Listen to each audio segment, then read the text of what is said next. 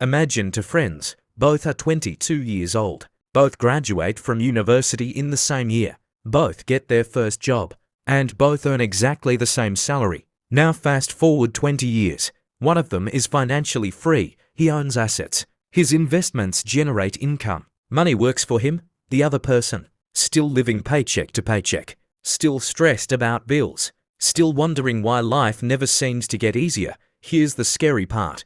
The difference wasn't intelligence, it wasn't luck, it wasn't even how much money they earned. The difference came from one financial decision they made in their 20s. And chances are, most young people are making the wrong choice right now. So today, class ... we're going to talk about the biggest financial mistake young people make. And by the end of this lesson, you'll understand why this single mistake can silently steal millions from your future. Because what I'm about to show you completely changed how I think about money. Now let me ask you a question. If I gave you $1 million today ... how long do you think it would last? Most people believe money problems disappear when they have more money. But that's not true. Because financial success isn't determined by how much money you make. It's determined by what you do with the money you make. And that's where most young people go wrong. Society teaches us to focus on income, get good grades, get a degree, get a job, get promoted, earn more money. And while income matters ... there's something even more important ... ownership. The biggest financial mistake young people make is spending their best years increasing their lifestyle instead of increasing their ownership. And that mistake creates a trap that most people never escape. But to understand why ... we need to look at a story. Let's imagine two people. We'll call them David and Michael. Both are 23 years old. Both get jobs paying the same salary. David decides that every time he earns more money, he'll upgrade his lifestyle. A better phone, better clothes, a more expensive apartment, more subscriptions, more eating out, more spending. Michael does something different. Whenever his income increases, he increases the amount he invests. At first, their lives look exactly the same. In fact, David's life actually looks better. His friends envy him. His Instagram looks impressive. People assume he's successful. But 10 years later, something strange happens. Michael starts buying assets, stocks, businesses, investments, assets that produce cash flow. Meanwhile, David is still trading time for money. The problem isn't that David spent money. The problem is what he gave up.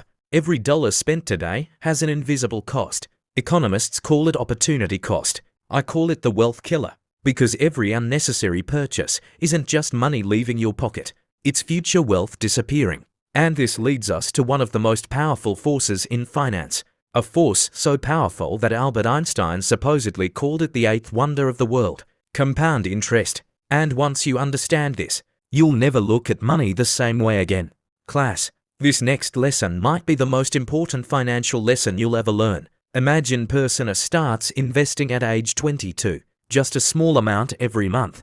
Nothing crazy. Now imagine person B waits until age 32. Same investment, same return. The only difference is 10 years. Who ends up with more money? Most people think the answer is obvious. Person B can just invest more later. Wrong.